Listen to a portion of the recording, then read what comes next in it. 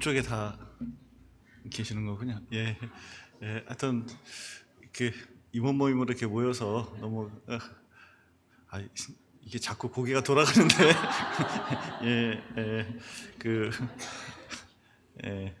하여튼 아침에 이렇게 뵙게 돼서 반갑고 하여튼 개인적으로는 군산에 와서 정신이 없긴 합니다. 지금 계속 그 일정에 쫓겨가지고 이렇게 생활하는데 하여튼 요 고비만 좀 넘기면 좀 더 나아지지 않을까 기대가 좀 되고 또 그 군산교회에서 더 이제 하여튼 복음을 전할 수 있는 기회가 됐으면 좋겠다는 생각이 듭니다. 그래서 또 요번에 이제 전도하신 분들이 계시고 또 그분들이 이어져서 이제 계속 그 복음이 전해지는 그 연결고리가 됐으면 좋겠다는 생각이 들고 또 이렇게 교회의 실세를 뵙게 돼서 너무 감사드립니다.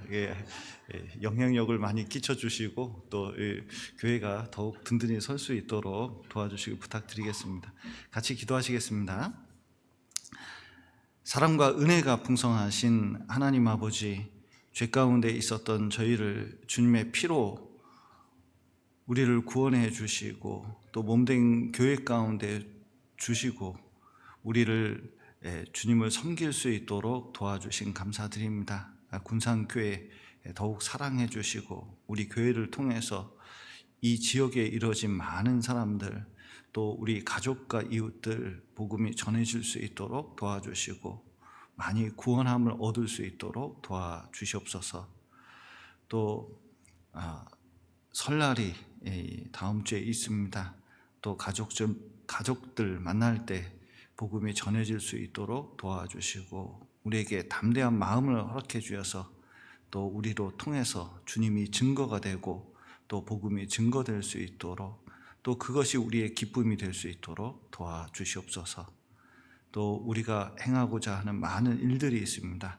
그 가운데 함께 계셔 주시고 또 하나님의 역사가 일어나서 하나님의 일을 이룰 수 있도록 도와주시옵소서. 특별히 교회 임원들 돌봐주시고 긍휼히 여겨주시고 또 많은 은혜로 채워주셔서 주의 일을 잘 감당할 수 있도록 도와주시옵소서. 오늘 교제의 시종 주님께 맡기며 예수님 이름으로 기도드렸습니다. 아멘. 예, 창세기 2장을 보시겠습니다. 2장 18절, 창세기 2장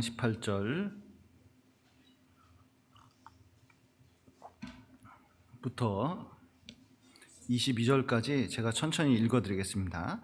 여호와 하나님이 가라사대 사람의 독주하는 것이 좋지 못하니 내가 그를 위하여 돕는 배필을 지으리라 하시니라. 여호와 하나님이 흙으로 각종 들 짐승과 공중의 각종 새를 지으시고 아담이 어떻게 이름을 짓나 보시려고 그것들을 그에게 이끌어 이르시니 아담이 각 생물을 일컫는 바가 곧 그 이름이라. 아담이 모든 육축과 공중의 새와 들의 모든 짐승에게 이름을 주니라. 아담이 돕는 배필이 없으므로 여호와 하나님이 아담을 깊이 잠들게 하시니 잠들매 그가 그 갈빗대 하나를 취하고 살로 대신 채우시고 여호와 하나님이 아담에게서 취하신 그 갈빗대로 여자를 만드시고 그를 아담에게로 이끌어 오시니. 예. 이제 어머니 이모 모임 때는 뭘 할까?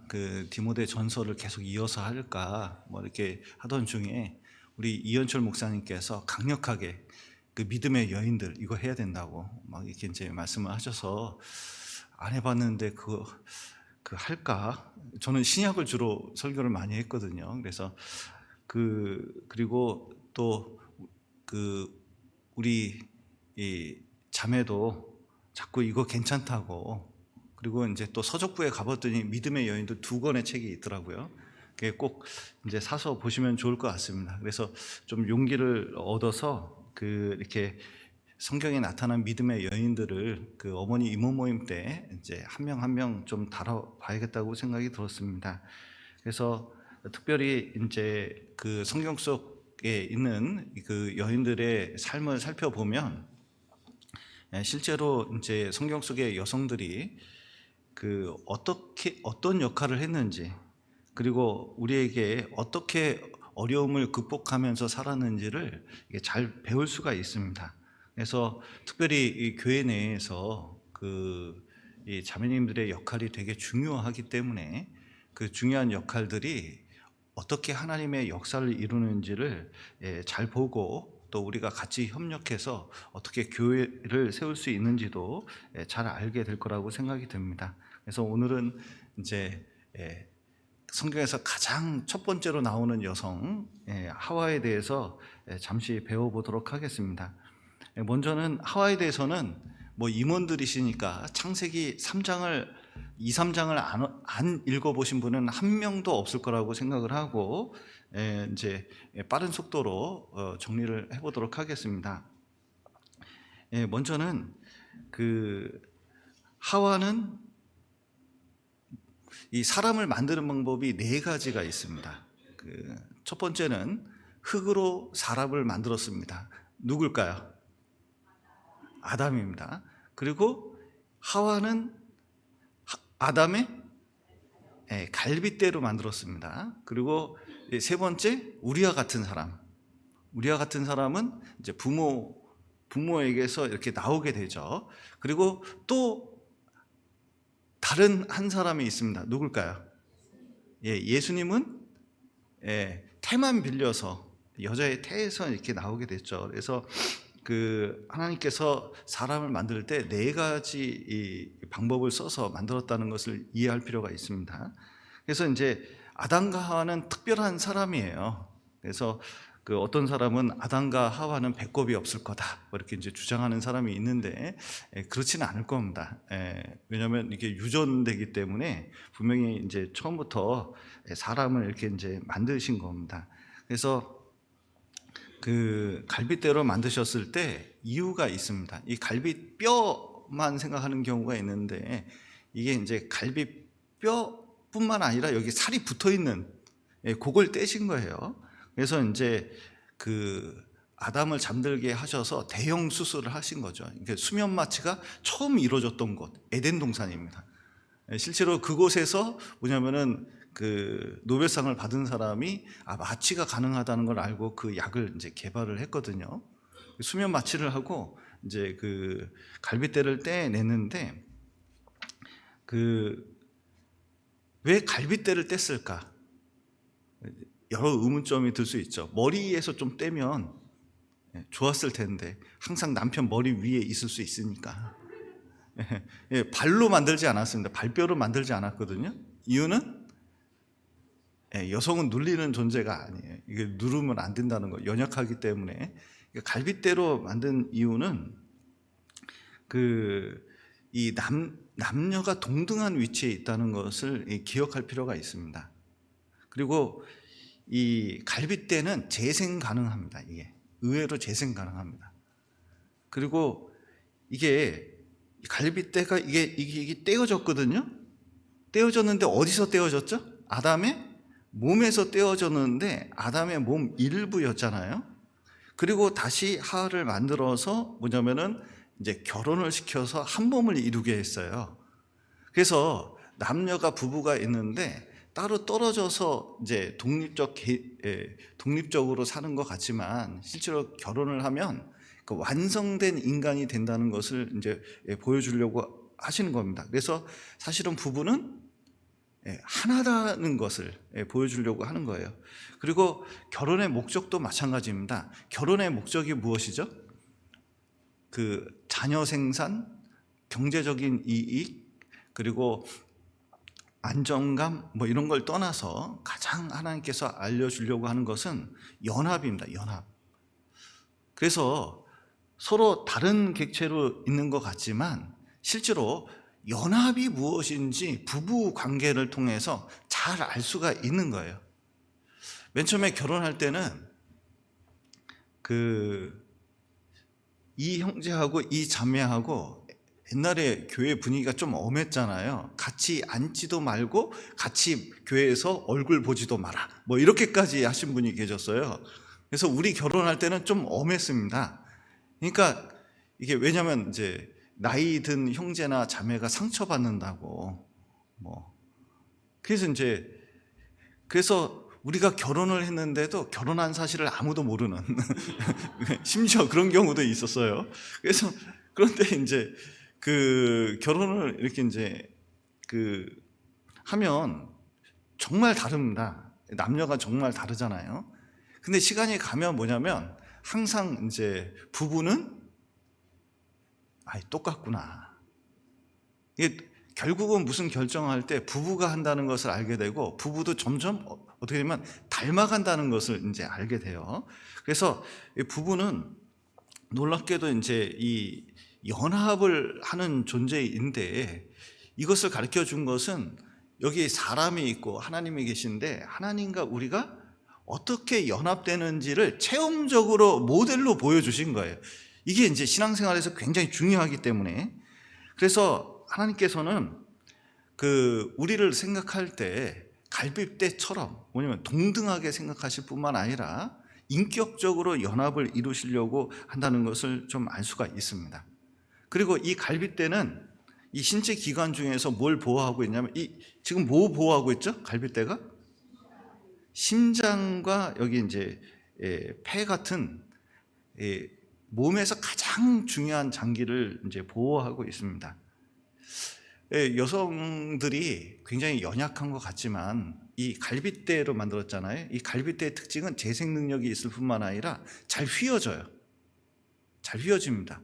그리고 좀 뼈 중에서도 좀 부드러워요.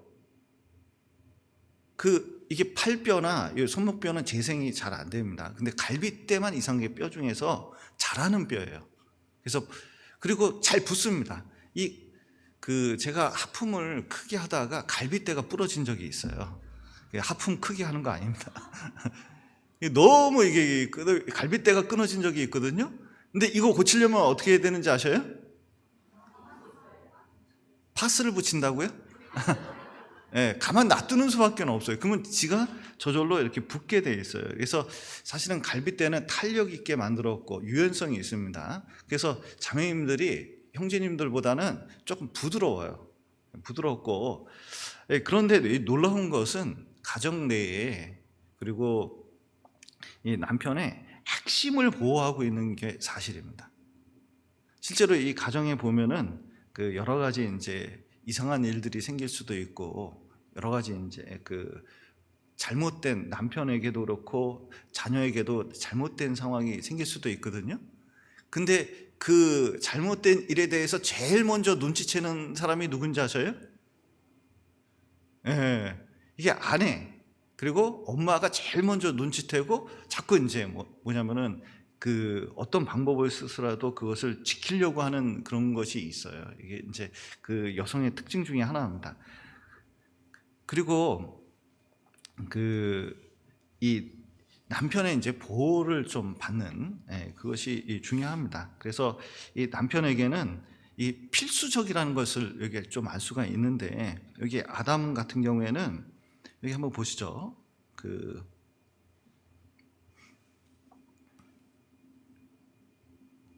여기 18절 한번 보시죠.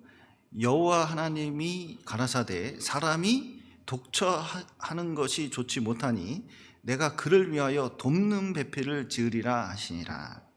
여기 보시면 사람이 독처하는 것이 좋지 못하니 이렇게 하셨는데 이상하게 다른 생물들을 지을 때는 쌍쌍이 지었거든요.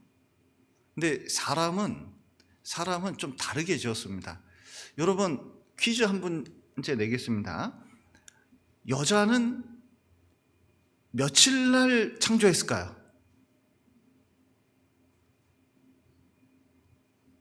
자, 이제 퀴즈를 내겠습니다. 자, 여성은 며칠 날 창조를 했을까요? 첫째 날, 2번 여섯째 날, 3번 8일째. 자, 어느 게 정답일까요? 창세기 안 읽어보셨나요? 자, 이게 쉽습니다. 첫째 날, 여섯째 날, 8일째. 자, 어느 거죠?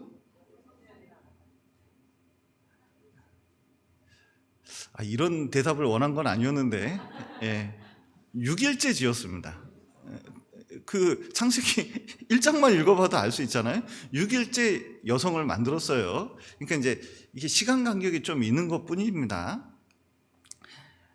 그런데 이제 이 아담을 만들고 나서 뭘 했냐면은 여기 19절에 보시면 이렇게 되어 있습니다. 여호와 하나님이 흙으로 각종 들짐승과 공중의 각종 새를 지으시고 아담이 어떻게 이름 짓나 보시려고 그것들을 그에게로 이끌어 이르시니 아담이 각 생물을 일컫는 바가 곧 그 이름이라. 예. 이 아담에게 이 돕는 배필 하와가 얼마나 중요한지 깨닫게 하기 위해서 이 아담에게 인식하게 하기 위해서 먼저 동물의 일부터 시켰습니다. 그래서 이제 여기 귀가 툭 튀어났잖아요. 그래서 너는 이름이 귀톡 톡톡 토끼 이렇게 이제 너는 기니까 기일인 뭐 이렇게 이제 이름을 지었겠잖아요. 근데 이름을 짓다 보니까 좀 이상한 게 느껴졌어요. 항상 두 마리야. 그러니까 이제 이 아담도 뭘 깨닫게 되냐면, 왜 혼자일까? 혼자라는 의미가 무엇일까? 뭐 이제 왜 하나님은 나는 혼자로 만들었을까? 이렇게 이제 고민하게 할 거잖아요. 그리고 쌍쌍이 있는 의미에 대해서 인식하고 있을 때, 뭐냐면 하나님께서 그 아담을 잠들게 하시고 갈빗대를 떼시고 하와를 지시니까 뭐냐면 뼈 중에 뼈고 살 중에 살이라는 찬양을 할 정도로 감탄을 하면서 아내를 맞아들이고 사랑하는 이제 계기가 됐습니다. 왜냐하면 정말 아내가 필요하다는 것을 남자에게는 아내가 필요하다는 것을 깨닫게 하기 위해서 이렇게 하신 거예요. 그런데 이 아내의 특징이 뭐냐면 여기 계속 반복적으로 나온 말이 뭐죠? 돕는 배필입니다. 돕는 배필이라는 것은 그냥 보조자라는 뜻이 아니라 단순히 그냥 보조자다 그런 뜻이 아니라 동등한데 그 히브리어 원어에는 구조자라는 뜻을 가지고 있습니다. 그러니까 이제 그 성령 보혜사 할 때 그 단어하고 이제 동일한 단어를 썼는데 남편을 돕고 가정을 세우고 그리고 이게 사람을 온전하게 만드는데 아주 결정적인 역할을 한다는 뜻을 가지고 있습니다. 그런데 이것이 이 시대에 점점 그 역전이 돼가고 있어요. 성경도 이상하게 해석하는 사람도 봤습니다. 여기 20절 한번 보시죠. 아담이 모든 육족과 공중의 새와 들의 모든 짐승에게 이름을 주니라. 아담이 돕는 배필이 없으므로. 자, 여기 보셔요. 아담이 돕는 배필이 없으므로.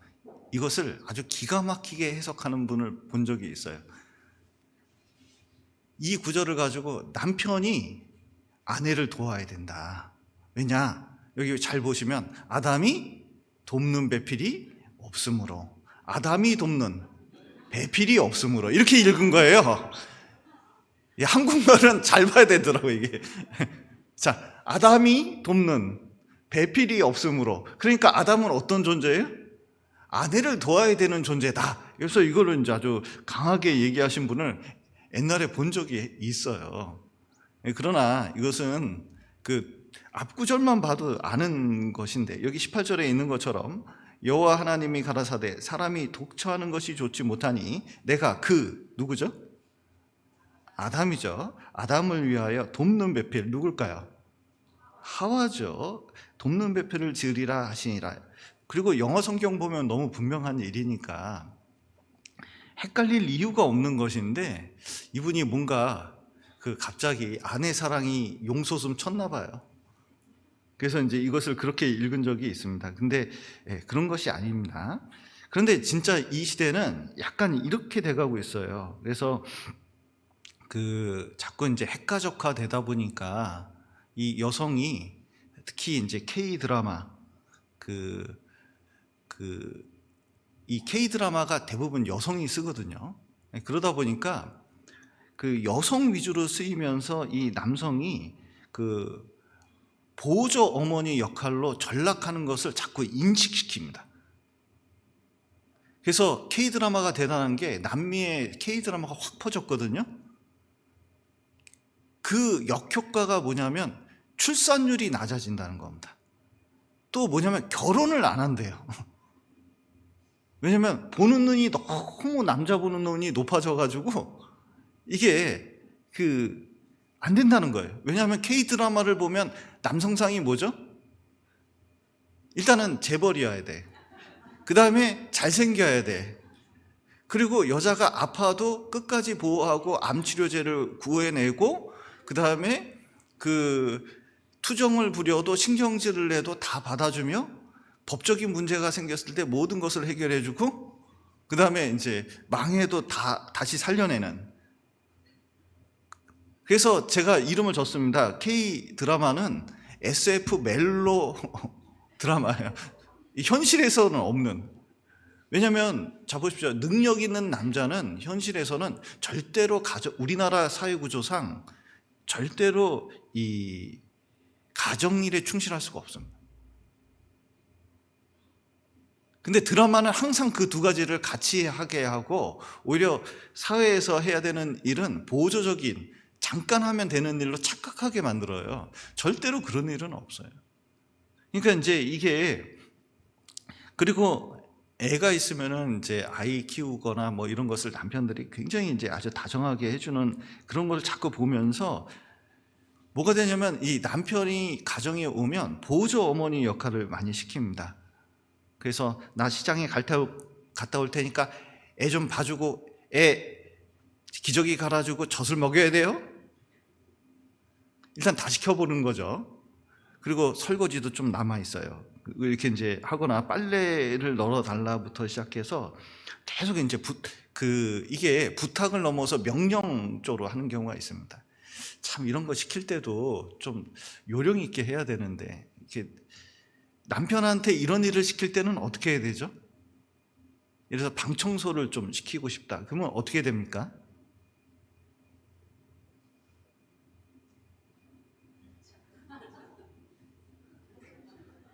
아니, 이제 방 청소를 좀 해야 돼요. 좀 시키고 싶어. 그러면 어떻게 해야 됩니까? 역시 군산교회는 대단해. 시킨 적이 없잖아요. 설거지도 시킨 적이 없어요. 이거 보니까 딱 표정이, 그런 일을 왜 남편한테 시키지? 야, 이거 훌륭하십니다. 예. 예. 우리 집도 절대로 시키지 않습니다. 그런데 이게 자꾸 이렇게 이제 명령조로 하는 것보다는 이제 부탁을 하고, 부탁을 하지만 남편은 할까요, 안 할까요? 남자는 이게 자꾸 이런 얘기 하려고 그러는 게 아닌데, 좌뇌와 우뇌가 있는데 이게 입력이 돼서 행동에 하기까지 2시간이 걸린답니다, 최소. 그러니까 여러분이 부탁을 했지만 행동이 나오기까지 얼마나 걸릴까요? 그러니까 이제, 근데 아내는 그걸 어떻게 생각하죠? 안 하고 내 말을 안 들어준다고 섭섭함이 묻어나면서 이제 화까지 나는 그런 일이 이제 보통 생기는데, 그걸 견뎌야 남편이 잘합니다. 예, 그래서 이제 또 청소를 만약에 한다면 잘할까요, 대충 할까요? 그게 군상편이 훌륭하다니까. 근데 대충 하더라도 어떻게 하냐면 칭찬을 해라. 왜냐하면 칭찬을 한가 동시에 자부심을 갖고, 그리고 사명감을 갖고 한다는 실험적 결과가 있습니다. 그래서 이제, 그런데 이런 것이 남편이 해줄 마음이 있어요. 그런데 이것이 자꾸 명령조하고, 그 다음에 이제 이게 자주 반복되면 이게 일상이 돼버리잖아요.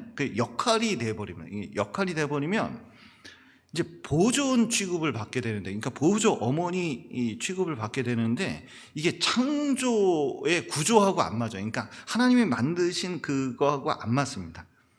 그러다 보니까 이제 이 아버지의 위상이 점점 이제 떨어져 가요.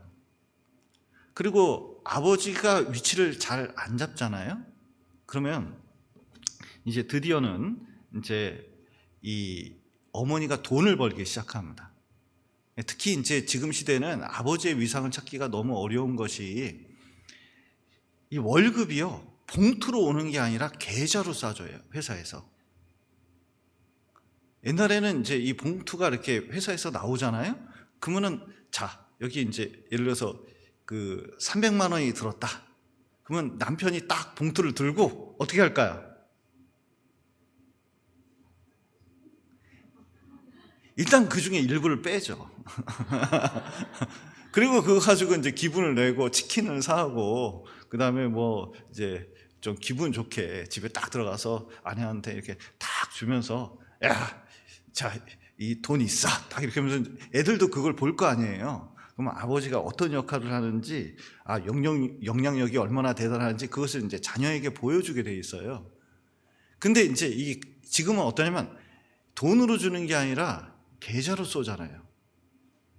그러면 계좌로 쏜과 동시에, 자동으로 쏜과 동시에 어떻게 되냐면 그 돈을 가지고 자꾸 남편이 용돈을 달라 그래요. 그 용돈을 달라 그러니까 이게 애들이 그것을 봐요. 그러면은 마치 이제 엄마가 그 영향력이 굉장히 큰 존재로 이제 알게 되고, 이게 이제 부모 역할이 역전되는 것을 자꾸 보게 됩니다. 그래서 그러다 보면은 나중에 이제 이 돈이 점점 이제 이 땅값도 집값도 여러 가지 이제 물가도 오르고 그러면서 여성들이 무슨 생각을 하냐면 남편의 버는 돈 가지고 안 된다고 생각해서 이제 알바를 생각하기 시작하는 거예요.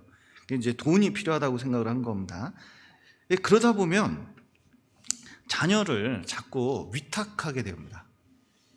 그래서 이제 유치원부터 시작해서 뭐 주변에 있는 고모, 이모 뭐 등등 이제 여러 사람에게 이걸 맡기게 되거든요. 그러다 보니까 나중에 되면은 이제 현재 이르러서는 이 여성들이 재정 문제, 그러니까 경제적인 문제, 그리고 사회 활동, 그 다음에 이제 직장을 다니죠. 자녀 양육, 그리고 집안에서 이제 신앙이, 남편이 역할을 못 찾으면 신앙이 좋을 리가 없거든요. 신앙까지 챙겨야 되는. 그러니까 결국은 여성은 어깨를 좁게 만든 이유가 하나님께서 이게 담당할 수 있는 폭을 정해놓은 건데 남자는 그 큰 일을 담당하라고 한 거거든요. 그런데 이제 뭐냐면 지금은 여성들이 너무 많은 일을 담당하고 있는 경우가 많아요. 그게 힘듭니다. 그런데 이 가정 내에서 이제 그 남편 역할을 하게 해야 뭐냐면 여성이 돕는 역할을 잘할 수가 있어요. 그래서 특별히 그 옛날에 삼성경제연구소에서 나온 이제 그 적을 본 적이 있습니다.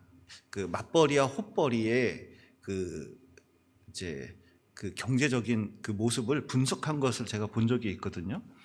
목사가 그런 것도 봐요. 그런데 이제 그 헛벌이하고 맞벌이하고 누가 돈을 더 잘 벌 것 같아요? 당연히 맞벌이가 더 잘 법니다. 근데 이제 분석을 해보면 이래요. 근데 나중에 저축하는 것이나 생계를 이어가는 것을 보면 그렇게 다르지 않다는 겁니다. 왜냐하면 여성이 이제 그 맞벌이를 하면서 돈을 벌기 시작하면 벌써 이제 꾸미는 게 틀려진다는 거예요. 이게 옷을 사야 돼. 그러니까 화장이 달라지니까 이거의 톤에 맞는 옷을 사야 되고, 옷을 사다 보니까 맞는 가방이 없네. 가방도 사야 되고, 신발도 사야 되고, 뭐 이제 여러 가지가 이제 많이 이제 이게 들어가는 비용이 많아요. 그 애를 학원에 이제 그 위탁을 해야 되잖아요. 그럼 위탁을 하다 보니까 뭐냐면 위탁 비용이 또 드는 거예요. 그 위탁 비용이 드는데 또 애한테 미안하잖아요. 미안하니까 애가 해달라는 대로 해줘. 그래서 설 때나 생일 때나 이럴 때만 이제 비용이 많이 들어가는 거예요.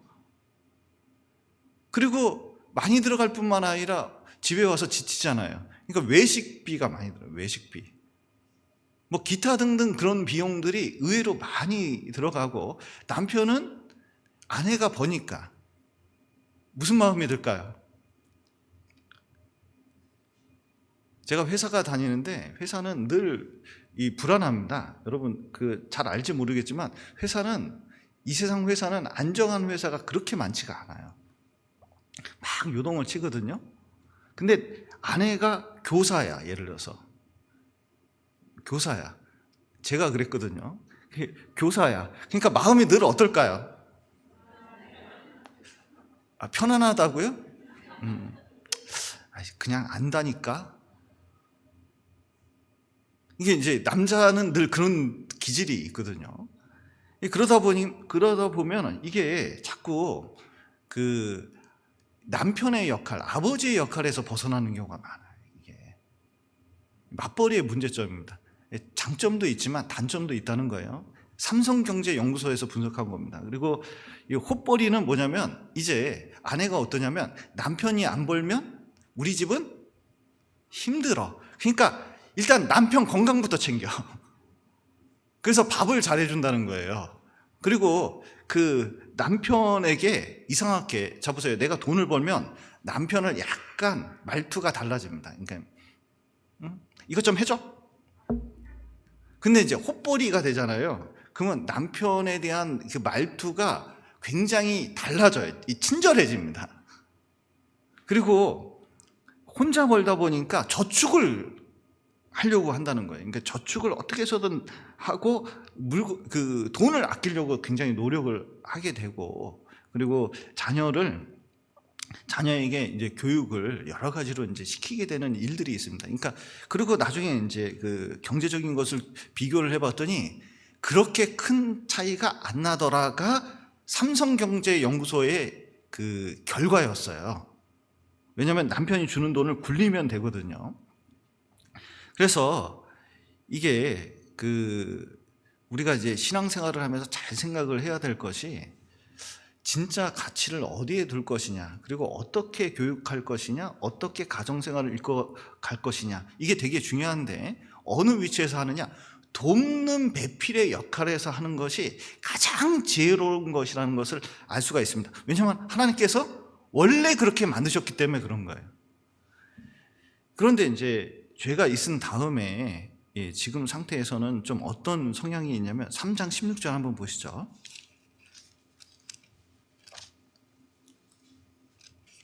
3장 16절.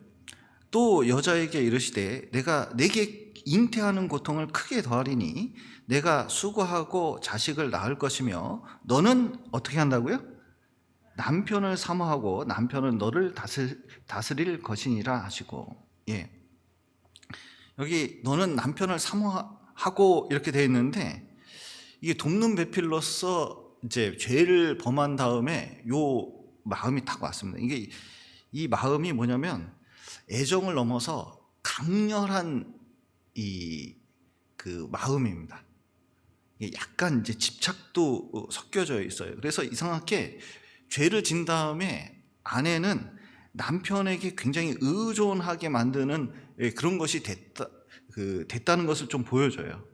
그런데 이제 이게 좀 심하면 어떻게 되냐면 남편을 이렇게 쥐려고 하는 욕구가 강해진다는 겁니다. 그래서 이게 너무 심해지면 이게 의부증으로 가는 경우가 있거든요. 진짜 이 신앙생활하면서 몇 가지 어려움들이 있는데 가장 이 어려운 것 중에 하나가 의처증, 의부증이에요. 그래서 이제 그 자매님이 와가지고 목사님하고 이제 뭐 얘기할 게 있어 얘기하는데 대부분 목사하고 대화할 때는 웃으면서 얘기하거든요. 그러면 근데 남편이 그걸 봤어요. 그럼 의처증이 있는 남편이 봤어요. 그럼 무슨 생각을 하죠? 저것이 나한테는 안 웃더니 목사하고 웃네, 대화하네, 사귀나? 여기까지만 해도 괜찮아요. 왜냐면 따로 만나는구나. 여기까지 가요. 그러면은 아내를 어떻게 하냐면 집에서 못 나오게 하려고 합니다. 왜냐면 너무 확신이 들어. 목사하고 사귄다. 그러니까 절대로 교회도 못 나가게 하려고 집에 가둬두려고 하고, 외출하면은 그 검사하려고 그러고 막 이 집착이 막 되는 거예요. 근데 이제 거꾸로가 있습니다. 도대체 남편이 뭐 하는지 행동 감시를 하려고 그런 거예요. 앱도 깔아놓고 막 이제 뭐가 문제가 생기면 전화를 하고 막 그러니까 이게 이제 그렇게 되면 부부 사이가 점점 좋아질까요? 안 좋아질까요? 이거 뭐 이제 보통 문제가 아니에요. 그러니까 이제 이게 사람마다 이제 차이는 있지만 그 아내들이 남편에 대해서 그런 마음을 딱 갖는 경우가 있어요. 그럴수록 남편은 져질까요? 안 져질까요? 여러분 좀 남편 꽉 쥐고 살고 있습니까? 여기 혹시 신혼부부 있는지 모르겠는데 신혼부부들 이게 기싸움 하려고 하잖아요. 예, 쓸데없는 싸움입니다. 그러니까 뭐냐면 여기 성경에 보면 너는 남편을 사모하고 뒤에 결정적인 게 있죠. 남편은 너를 다스릴 것이잖아요. 그러니까 이제 이 아내의 머리로 남편을 줬기 때문에 분명히 남편이 좀 뭘 모르고 모자른 것 같은데 알고 보니까 결정권이 있는 거예요. 예, 그래서 이게 남편에게 이렇게 쥐지 않으려고 그래도 아내는 남편에게 가장 큰 영향력을 미칩니다. 예, 그래서 남편을 쥐거나 다스리려고 하는 것이 아니라 사실은 돕는 배필로서 역할을 하려고 쥐려고 하는 마음을 약간 내가 좀 집착에 가깝다 싶을 때는 조금 마음을 내려놓아야 되는 경우가 많이 있어요. 그래서 이 집안에 완전히 이제 이 어머니가 뭔가를 이게 지배한다는 느낌을 딱 주잖아요. 그러면은 이 통계를 봤더니 자꾸 이런 가정에서 동성애가 증가한다는 그 통계가 있습니다. 그러니까 가정 파괴가 어떤 영향을 주냐면 이거 배운 거하고 상관이 없어요. 재산 정도하고도 상관이 없습니다. 나중에 보면 가정이 파괴가 되면 동성애가 증가해요. 지금 동성애가 증가하고 있잖아요. 이 소돔과 고모라의 가장 큰 특징은 가정 파괴입니다. 그래서 이 가정을 지키고 그리고 올바른 이 신앙생활을 가능케 하는 게 남성도 남성 역할이 있는데 여성이 하나님이 만드신 그 돕는 배필에서 벗어났을 때 일이 생기는 거예요. 그래서 자기 위치를 잘 지키는 게 이게 굉장히 필요합니다. 그래서 제가 제일 좋아하는 드라마 내조의 여왕. 돕는 배필을 거꾸로 하면 내조의 여왕. 그리고 사실은 이 돕는다는 것이 굉장히 어려운 일이에요. 왜냐면 어떻게 보면 이제 비서가 있을 수 있는데 청와대 비서는 장관급이잖아요. 굉장히 큰 역할을 합니다. 그런데 대통령이 똑똑할까요? 비서가 똑똑할까요? 비서가 일도 많이 하고 똑똑해야 돼요. 옛날에 노무현 대통령 있을 때 문재인 대통령이 비서였거든요. 근데 그때 일화를 보면 노무현 대통령은 약간 성격이 있는 분이었어요. 일머리도 막 이렇게 감정의 기복이 있었습니다. 근데 그 밑에서 문재인 대통령 이빨이 5개인가 빠졌다잖아요. 일을 너무 많이 해가지고. 나는 일을 하는데 이빨 빠지도록 일한 사람 얘기 들어본 적이 별로 없거든요. 근데 문재인 대통령이 그때 일을 엄청 많이 했다는 일화를 이렇게 들은 적이 있어요. 왜냐하면 이게 저런 다혈질에 있는 사람에게 문제가 생기지 않도록 일 처리하려고 일을 너무너무 많이 한 거예요. 사실은 제일 똑똑한 사람이에요. 실제로 이 돕는 사람은 더 지혜롭게 할 필요가 있습니다. 이 교회에서도 마찬가지예요. 사실은 자매님들이 더 역할을 많이 하거든요. 형제님들은 딱 그 위치에 있는 경우가 있는데 지혜롭게 도와주는 것이 교회 일도 잘 되는 거예요. 임원들의 역할이 굉장히 중요한 겁니다. 특별히 사라 같은 경우가 큰 예입니다. 사라는 어떻습니까? 남편이 있는데 남편이 어느 날 오더니 이제 사라의 단점이 뭐냐면 이게 사라가 이게 공주라는 뜻을 가지고 있거든요. 그러니까 굉장히 이제 집안도 괜찮고 잘 살았던 집안 같아요. 연구를 해보면. 그런데 이제 갈대아 우르, 이게 도시인데 임신을 못하는 거예요. 그때 당시에는 임신하지 못하는 것은 여성의 수치 중에 하나였거든요. 근데 이제 아브라함이 와가지고 어느 날 갑자기 하나님이 어저께 나타나셨어? 그래서요? 가라는데? 갈대아 우르로? 아니, 갈대아 우르가 가나안 땅으로 가라는데? 내가 지시할 땅으로 가래. 이사해야 되겠어? 어디라고요? 참, 안 물어봤네. 지시할 땅이라는데 가다 보면 알겠지. 그러면 여러분 갑니까 안 갑니까? 이게 되게 이게 좀 어려운 이야기예요. 예를 들어서 여러분 보고 아프리카로 가라 선교하러, 그러면 갑니까 안 갑니까? 못 간다고요? 근데 이제 이게 하나님의 명령이면 가긴 가야 되는데, 이게 사라는 이 자녀 주겠다는 약속이 있으니까 그거 믿고 간 거예요. 어쨌든 그래서 이제 아브라함에게 순종해서 이렇게 갔거든요. 그래서 이제 드디어 진짜 우여곡절 끝에 뭐냐면은 가나안 땅에 도착을 했습니다. 그러면 남편 믿고 왔으니까 땅이 있는 줄 알았는데 가나안 사람, 브리스 사람이 거기에 있으니까 이미 자기 땅이 없어. 근데 기근이 들어도 너무 큰 기근이 드니까 어디로 갔어요? 애굽에 갔거든요. 그럼 애굽에 갔으면은 이제 정상적으로 일을 해서 돈 벌 생각을 해야 되는데 애굽 사람들이 되게 좀 험한 사람들입니다. 그래서 이제 옛날에 그런 유럽의 그런 영화 보셨는지 모르겠어요. 이 여자 하나 두고 딱 뒤에서 총 하나 들고 5발자국 걸어간 다음에 뒤로 돌아서 서로 땅 싸가지고 한 사람은 죽고 한 사람이 여자를 차지하는 그런 영화 좀 보신 적이 있나요? 저 어렸을 때 그런 영화가 엄청 많았는데 애굽에 그런 문화가 있었던 것 같아요. 이 사라가 이국적으로 생기다 보니까 예뻐가지고 김태희 내려왔다, 애굽에 이런 미인 없다 소문이 나니까 원래 누가 오면 오빠라고 자꾸 이제 소개를 했잖아요. 내 누이 동생이라고, 사촌 누이 동생이라고. 사실은 그렇거든요. 아내라고 소개했어야 되는데 죽을까봐. 그러니까 이제 그 소문이 나가지고 지참금 한 10억 부르면 누가 결혼을 하겠어요? 그런데 애굽 왕이 듣더니 10억?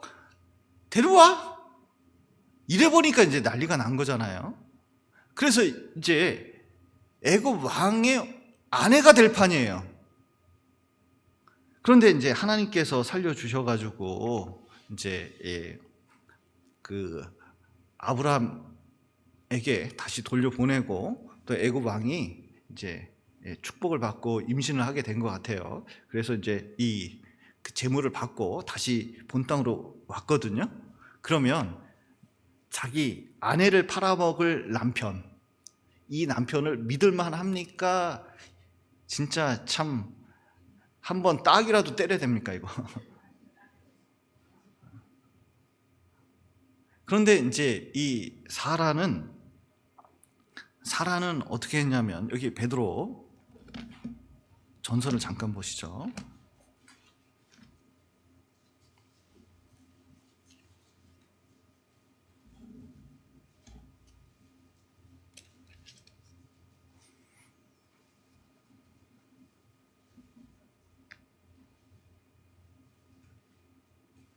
(6절) 사라가 아브라함을 주라 칭하여 복종한 것 같이 너희가 선을 행하고 아무 두려운 일에도 놀라지 아니함으로 그의 딸이 되었느니라.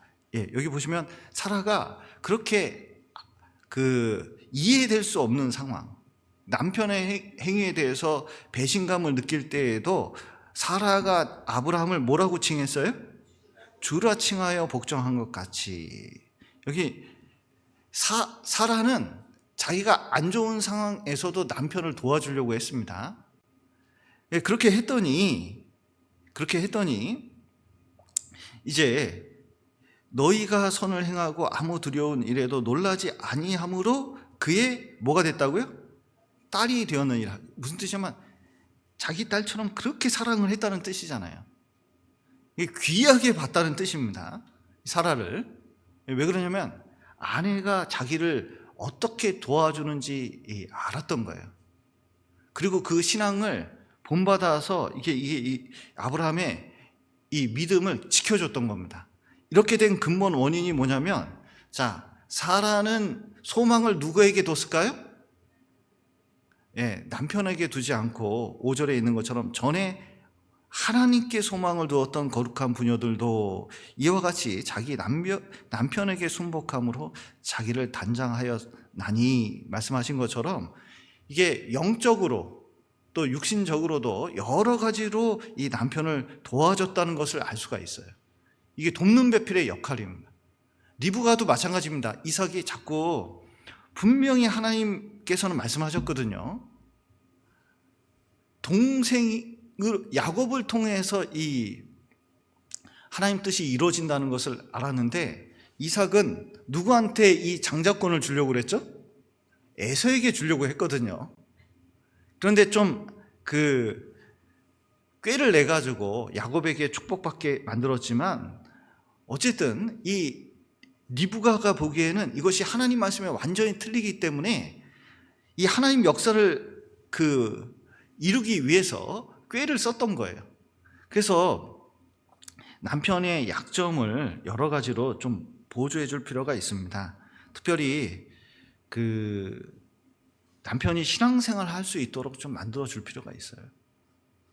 이게 이제 지금은 이게 자매님들이 옛날에는 결혼하기 전에는 하던 일도 직장도 그만뒀거든요. 그리고 요리를 배웠어요. 그리고 체력을 이제 길렀습니다. 옛날에는 그랬어요. 저희 어머니 때까지만 해도 그렇게 했거든요. 이게 결혼하기 전에 대부분 일을 그만두는 거예요. 왜냐면 결혼을 위해서. 그런데 요즘은 거꾸로 돼요. 여성이 일을 안 하면 시집도 못 가요. 희한해. 남자도 스펙을 쌓지 않으면 결혼을 못 해요. 그러니까 이제 이상한 사회가 점점 돼가고 있는데,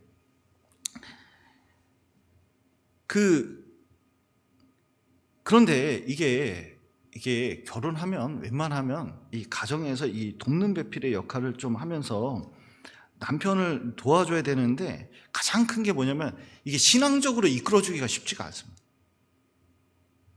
그래서 이 신앙을 좀 이렇게 유연성을 가지고 내가 영적 내주자가 돼야 된다. 그래서 결혼을 하면은 이게 부부가 돈 벌려고 그렇게 애를 쓰더라고요. 참, 돈을 벌려고 너무 애쓰는 모습을 좀 보게 되는데, 그러다 보면은 이게 가정생활이 뒤틀린 경우를 많이 보게 돼요. 그래서 가능하면 좀 가정을 지키는 쪽으로 가고, 그리고 남편 이렇게 좀 정신적인 자기 좀 이게 가정 내에서 쉬는 게 있어야 남편에게 한마디라도 좋은 말을 좀 할 수가 있잖아요. 그래서 남편과 이 자녀에게 칭찬하는 말을 좀 아끼지 않고 좀 해주면 좋습니다. 부탁드려요. 자, 보세요. 여성이 보기에는 남편이나 자식은 좀 잘합니까? 부족합니까? 좀 부족해 보이거든요. 그러니까 부족해 보인 건 왜 그래요? 왜 남편과 자식이 약간 부족해 보이게 만들었을까요? 여태까지 계속 얘기하잖아요. 도우라고. 내가 도울 부분이 있다는 걸 가르쳐주기 위해서 그런 거예요. 근데 그걸 비난하기 시작하면 문제가 생겨요. 왜냐하면 남자는 흙으로 만들고, 그리고 가시와 엉겅퀴가 나는 데에서 일을 열심히 하고 왔기 때문에 흙으로 만들었으니까 이게 겉으로는 단단해 보이지만 속은 이게 금이 잘 갑니다. 그런데 그것을 힘을 얻게 하는 것은 이게 가정에서 휴식을 취하고 그리고 격려를 받으면 이 힘있게 살아갈 수 있도록 만들어진 게 남자예요. 남자 아이도 그렇고 여자아이도 그렇습니다. 이 엄마의 칭찬과 격려가 그를 교육시키고 크게 만드는 거예요. 그런데 이제 너무 이게 애가 좀 모자른 것 같으니까 가리킵니다.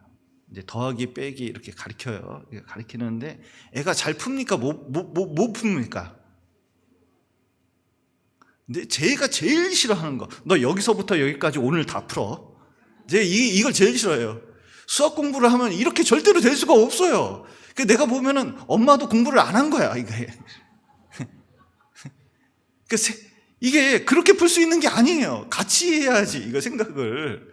그리고 수학이라는 것이 이게 천천히 이해되면서 나중에 이제 속도가 붙는 것인데, 그걸 이해를 못하고 이게 공장에서 찍어대듯이 되는 것처럼 이해하는 분이 있어요. 그러니까 이제 애가 그때부터 시키는 대로 하니까 성적은 오를지라도 나중에 보면 이 세상에서 제일 싫어하는 게 공부가 되는 거예요. 그래서 이게 가장 지혜로운 것은 기가 막히게 칭찬을 하는 게 좋아요. 저도 공부 되게 안 했거든요. 초등학교 때까지 공부를 되게 안 했습니다. 그런데 어머니가 한마디 했어요. 다 큰 자식이 사내 새끼가 저러고만 산다고 한마디 결정적으로 했거든요. 그래서 내가 자존심이 상하더라고요. 자존심. 이 남자는 자존심 건드리면 안 되잖아요, 이게. 그러니까 내가 장남으로서 정신 차려야겠다. 그때 그랬거든요. 그리고 끊임없이 뭐냐면 어머니가 이게 칭찬하는 느낌을 많이 줬어요. 그러니까 그 용기로 뭐냐면 여기까지 된 겁니다. 사람 정신 차리게 하는 방법이에요. 그래서 가능하면 이게 말을 하더라도 끝까지 하면 안 돼. 이게 비난이나 야단을 칠 때도 이게 끝까지 하면 안 됩니다. 반만 딱 하지, 반만. 어떤 자매님이 남편이 있는데 술 먹고 맨날 늦게 들어와요. 구원 안 받은 남편입니다. 근데 이제 제 설교를 듣고 집에 가서 얘기했다는데 밤늦게 들어왔는데 보통 때 같으면 큰 소리 하는데, 여보, 애 깨잖아 까지만 얘기하고 들어갔대요. 그랬더니 보통 같으면 아침에 늦게 일어나고 뭐 정리도 안 되고 그러는데, 세상에 남편이 그 술 먹은 정신에 아침에 일찍 일어나가지고 심지어 설거지까지 하는. 그러니까 여러분, 말을 끝까지 해서 이득 볼 게 별로 없습니다. 남자는 반만 하잖아요. 이상하게 야단을 맞으면 야단으로 해결됐다고 생각해요. 근데 반만 야단 맞잖아요. 뭔가 이게 불편해. 그래서 이게 자꾸 해결하려고 하는 그런 성질이 좀 있습니다. 그래서 남편을 아주 요령 있게 도와주는, 그리고 영적으로, 정신적으로, 육체적으로 도와주는 역할을 하면 가정이 서게 되어 있습니다. 또 벌써 시간이 다 됐는데 큰일 났네요. 이제 창세기 3장 가면 제일 조심해야 될 게 이게 마귀입니다. 사단의 특징이 뭐냐면, 나타날 때 이빨 2개 뿔 이렇게 하고 피 흘리면서 나타날까요? 광명의 천사로 나타날까요? 광명의 천사로 나타납니다. 그리고 뱀이기 때문에, 뱀의 가장 큰 특징이 뭔지 아세요? 은밀하게, 자취가 없어요. 은밀하게 다가옵니다. 그래서 대부분 삼손과 드릴라 있는데 드릴라 뒤에 사단이 있었던 겁니다. 미인을 좋아하니까 미인처럼 나타나는 거예요. 그리고 가룟 유다는 돈 좋아하니까 돈주머니 뒤에 누가 있어요? 사단이 있는 겁니다. 그리고 많은 모형물을 만들어 놓습니다. 거짓 그리스도인, 거짓 복음, 거짓 교회, 거짓 교리들을 만들어 놓고 수많은 유혹을 하게 돼 있어요. 그런데 이것들이 접근할 때는 은밀하고 가까이 접근을 합니다. 그래서 이 하와가 아담에게서 멀리 떨어져 있을 때, 또 선악과 근처에 딱 왔을 때, 그래서 슉 해가지고 빨리 다가가서, 그때는 발이 있었으니까 파다다닥 나무에 딱 붙어가지고 아름다운 모습을 하고 뭐냐면은 하와에게 말을 걸었죠. 근데 첫 번째 말이 뭡니까? 하와가 우리에게 접근할 때 주로 쓰는 단어가 뭐죠? 여기 한번 보시겠습니다. 창세기 3장.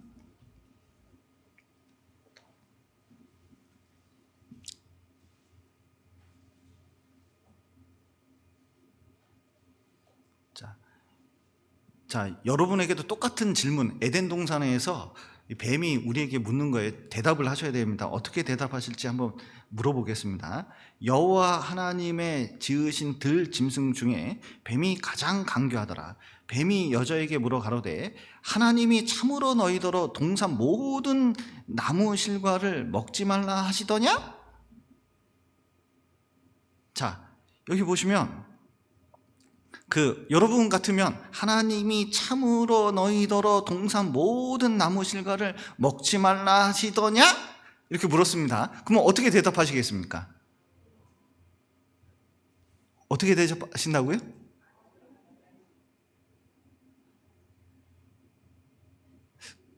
아니라고? 아니야.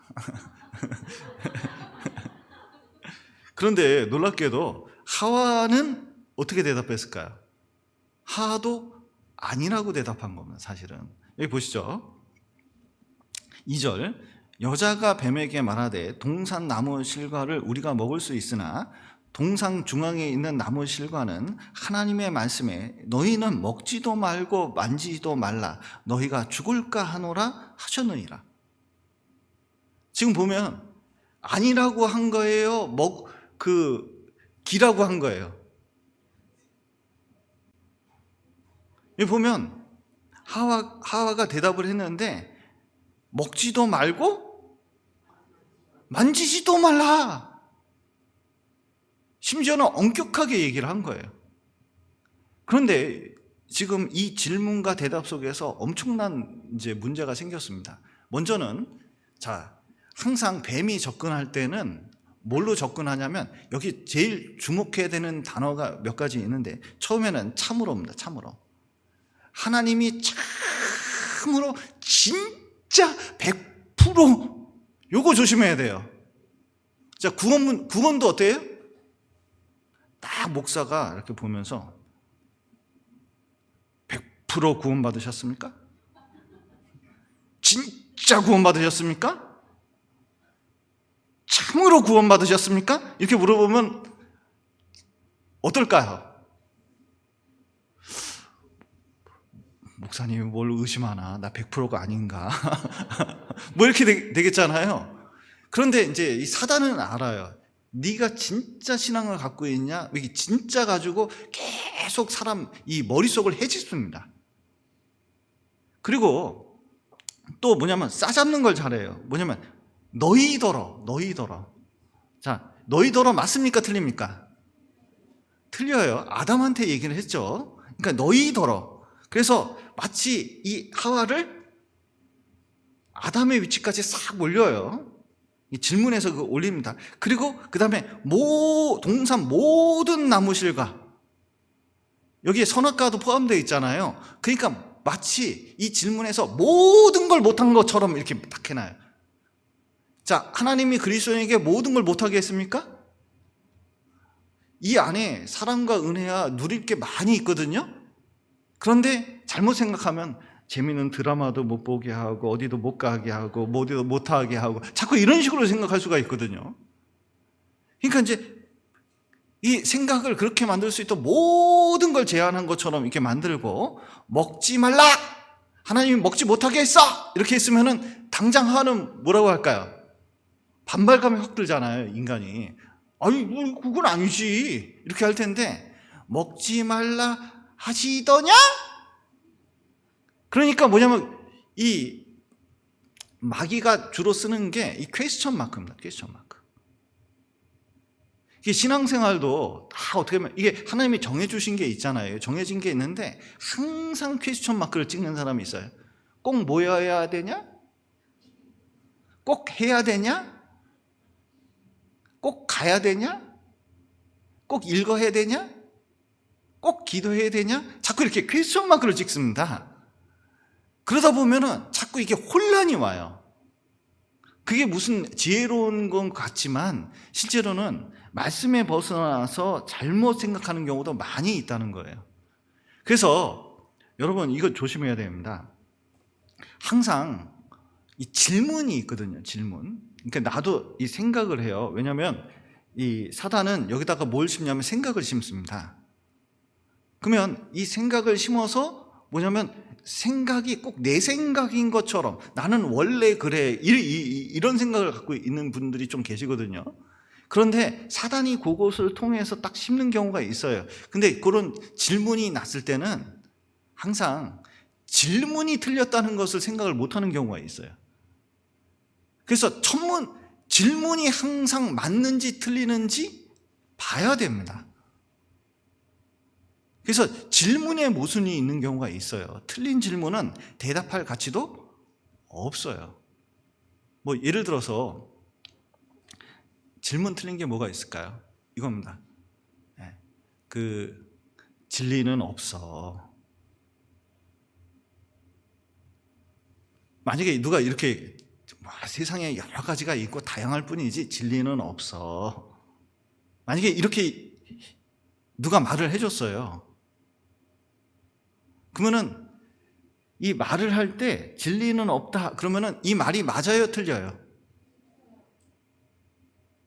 왜 틀리죠? 진리는 없다라는 문장을 서술한 게 그게 진리인 문장이라고 얘기하고 있는 거잖아요. 진리는 없으니까 이 문장도 진리가 아니잖아. 진리가 없다가 진리가 아닌 거예요. 그러니까 이제 문장 자체가 이게 논리적 모순을 갖고 있는 질문을 자꾸 주입을 하려고 그래. 이 전제에 말리기 시작하면 상담도 안 됩니다. 뭐 이런 거 잘 만들어요. 뭐 하나님은 전능하시니까 하나님이 들 수 없는 돌을 만들 수 있나요? 그럼 만들 수 있다 그러면은 들 수 없으니까 전능하지 않고, 만들 수 없다 그러면 만들 수 없으니까 전능하지 않으니까 하나님은 결국 전능하지 않아. 너무 기가 막히다. 막 이런 친구들이 있어.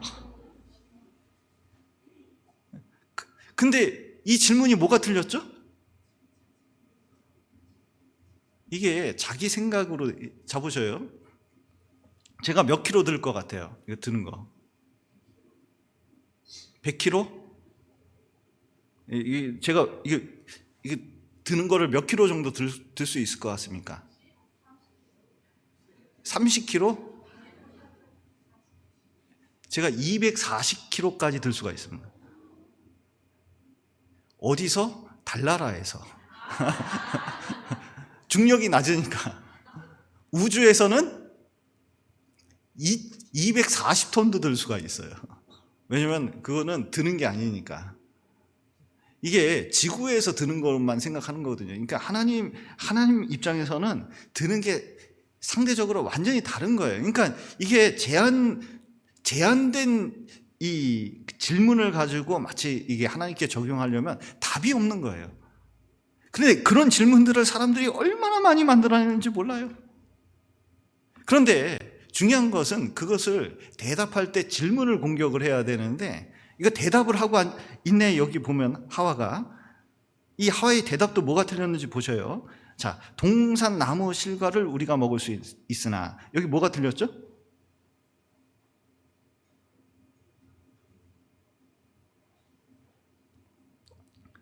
동산 나무의 실과는 우리가 먹을 수 있으나, 뭐가 틀렸습니까? 선악과 빼고 각종 나무 실과를 다 먹으라고 했습니다. 이 각종 나무 실과가 빠진 거예요. 또 뭐죠? 3절 보시죠. 동상 중앙에 있는 나무 실과는 하나님의 말씀에 너희는 먹지도 말고 만지지도 말라. 자, 여기서 뭐가 틀렸습니까? 만지지도 말라는 없어요. 그래서 여기 이게 좀 과하게 하나님이 엄격하게 생각한 겁니다. 이게. 그리고 그 다음에 결정적인 게 너희가 어떻게 해요? 죽을까 하노라. 정령 죽는다고 돼 있거든요. 그런데 이거를 죽을까 하노라. 여러분 이런 질문이 있으면 구원에 대해서도 진짜 구원 받으셨어요? 이렇게 뭐 확실해요? 응? 막 이제 자꾸 이런 식으로 물어보면 구원 받았을까? 이렇게 이제 이게 마음이 죽을까 하노라 이렇게 된다니까요. 성경이 확실하니까 확실한 건데 자꾸 자기 마음을 보니까 확실하지 않은 거예요. 이거 가지고 몇 년을 고생하는 분도 계시잖아요. 그러니까 죽을까 하노라 이렇게 되는 거예요.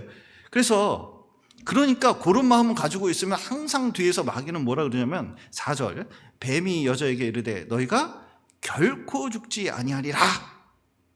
자, 하나님은 정령 죽겠다고 했는데 마귀는 뭐라고 해요? 결코 죽지 아니하리라. 이게 완전히 이제 거꾸로 뒤집어 버리는 겁니다. 이 거짓말로. 그 다음에는 아주 온갖 좋은 말을 많이 합니다. 그 다음부터 이제 이 맨 처음에 하는 일이 5절에 보시면 너희가 그것을 먹는 날에는 너희 눈이 밝아 하나님과 같이 되어 선악을 알 줄을 하나님이 아심이라. 자, 먼저 하와를 아담의 위치까지 올리더니 지금 어디까지 올렸어요? 하나님까지 딱 올렸어요. 그러면 하나님처럼 판단하고 하나님처럼 결정권이 있는 것처럼 싹 만드니까 얼마나 좋아요. 그러니까 하나님 터치 안 받고 자기 마음대로 살아갈 것처럼 탁 말해 놓는 겁니다. 그 다음에는 6절 한번 보시죠. 그 다음부터 그 생각이 탁 들어가니까 여자가 그 나무를 본즉 그 전까지는 그 나무에 대한 생각이 없었는데 먹음직도 하고 보암직도 하고 지혜롭게 할 만큼 탐스럽기도 한 나무인지라 여자가 그 실과를 따먹고 자기와 함께한 남편에게도 주매 그도 먹은지라. 예. 여기 여자가 딱 보니까 그 다음부터 어떻게 됐어요? 입에 먹음직도 하고 진짜 끝내주는 맛일 거야. 자, 보암직도 하고 눈에 보기에 너무 좋고 그리고 지혜롭게 할 만큼 탐스럽기도 한 나무 마음에 그렇게 드는 거예요. 그러니까 이게 육신의 정욕, 안목의 정욕, 이생의 자랑 이게 이제 여기에 다 담겨져 있잖아요. 그러니까 보는 시각이 완전히 달라지는 겁니다.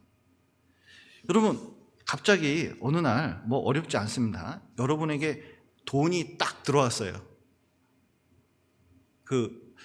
돈을 벌어야 돈이 신앙생활을 하게 만든다. 이 돈이 문제를 해결한다. 이 돈이 모든 것 이게 그래도 그리스도인도 살아야 되니까 돈이 필요하다. 이게 결정적으로 들어왔습니다. 딱 그러면 어떻게 될까요? 그 다음부터는 모든 것이 돈으로 보이는 거예요. 그래서 그 다음부터는 이제 모든 것이 이제 욕망에 의해서 이 해석이 되기 시작하니까 이게 완전히 이제 신앙생활이 잘 안 보이게 되는 거예요. 그래서 그 다음부터 뭐냐면 이거 탁 땄습니다. 땄어요. 이게 따가지고 한 입 깨물고 그리고 바로 쫓아가서 너무 맛있네 하고 자, 참 이때 상황을 해석을 여러 가지로 할 수 있는데 탁 먹고 나서 부끄러움을 느끼지 않았을까? 문제가 좀 있다고 생각하지 않을까? 이게 좋다고 생각을 했을까? 뭐 별의별 생각이 다 듭니다. 그리고 남편에게 가서 곧바로 남편에게 이렇게 줬어요.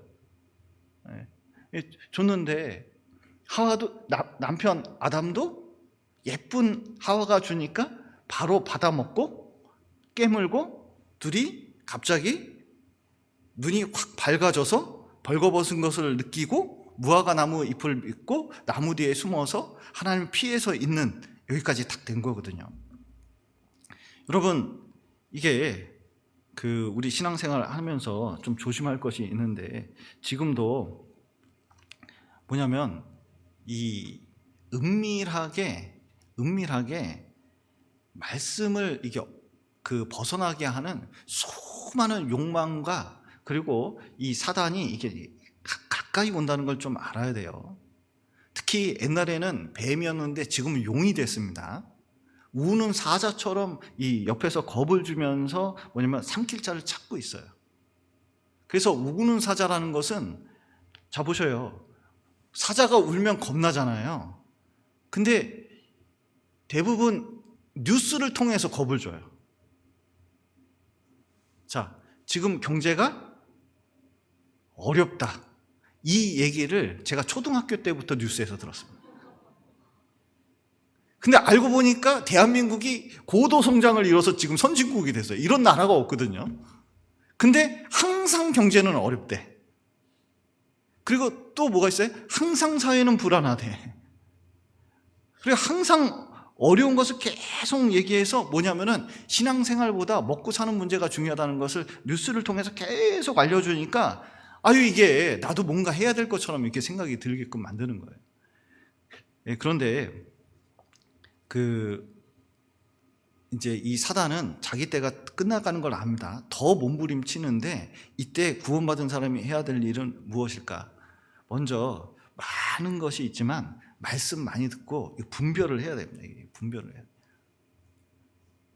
특히 이제 자매님들은 뭐 형제들도 마찬가지지만 이게 말씀을 많이 듣는 게 필요합니다. 왜냐면 이게 분별력을 가져야 되는데 이게 현실 문제를 계속 접하게 되잖아요. 자녀 문제, 남편 문제, 집 문제, 뭐 여러 문제를 접하게 되니까 현실적인 걸 너무 중요시 여기게 되는데 그러다 보면 이게 말씀이 안 들릴 때가 있습니다. 그러니까 이게 말씀을 계속적으로 들어서 여기 사단이 역사할 수 없도록 만들어야 돼요. 사단이 역사하는 가장 큰 방법이 이거예요. 베드로가 간증을 했잖아요. 마태복음 16장에 보면은 주는 그리스도시요 살아계신 하나님의 아들이다. 너는 나를 누구라 하느냐? 이때 베드로가 잘 대답을 했거든요. 그런데 이제 예수님이 3일 만에 죽고 3일 만에 다시 살아날 것을 쭉 제자들에게 가르쳐 줬더니 주여 그리 마옵소서 이 일이 결코 주에게 미치지 않겠다고 자기가 지켜주겠다고 당당히 얘기했습니다. 그랬더니 예수님이 뭐라고 하셨어요? 사단아 물러가라. 아니 보호해주겠다면 고마워할 일이지 사단아 물러가라 그런 거예요. 너는 나를 넘어지게 하는 자로다. 그러면서 이 베드로에게 무슨 조언을 합니까? 내가 하나님의 일을 생각지 아니하고 도리어 뭘 생각한다고요? 사람의 일. 여러분 이게 사단이 역사하는 방법이 어디에 있냐면 여기 하나님의 일을 생각하느냐 사람의 일을 생각하느냐 여기서 갈리는 경우가 많아요. 그래서 이 구원받은 사람은 진짜 조심해야 될 것이 이게 말씀을 듣고 이게 진짜 하나님 앞에 중요한 일인지 중요하지 않은 일인지 이것을 좀 구분할 필요가 좀 있습니다. 그래서 이 하나님 뜻대로 가는 것이 나중에 보면 생명길이고 사는 길이거든요. 사단의 길로 가면은 나중에 어떻게 돼요? 반드시 이 사건이 생깁니다. 반드시 사건이 생겨요. 그리고 나중에 하나님의 심판, 저주가 따라오게 돼 있잖아요. 그래서 이 신앙생활 할 때 오늘 사실은 하와에 대해서 간단하게 하려고 그랬는데 말하다 보니까 길어졌습니다. 그런데 어쨌든 드릴 말씀이 더 많은데 다음번에 좀 더 이어서 말씀을 드릴게요. 그런데 어쨌든 중요한 것은 이 하와를 통해서 배울 수 있는 게 이 돕는 배필의 위치가 굉장히 중요하다. 그리고 교회 내에서나 가정 내에서도 그 위치를 잘 지키는 게 필요하고 두 번째는 많은 생각 가운데서 이 말씀을 지키는 게 너무 중요하기 때문에 이 말씀을 잘 들어야 된다는 겁니다. 그래서 말씀을 잘 듣고 이게 하나님의 일인지 사람의 일인지를 잘 분간하면서 하나님의 일을 지키고 이어나가는 것이 실제로는 신앙생활에서 되게 중요한 일이기 때문에 우리가 그 일을 잘 지키면서 신앙생활 해나갔으면 좋겠습니다. 이상입니다. 진행이 어떻게 되는지 잘 몰라가지고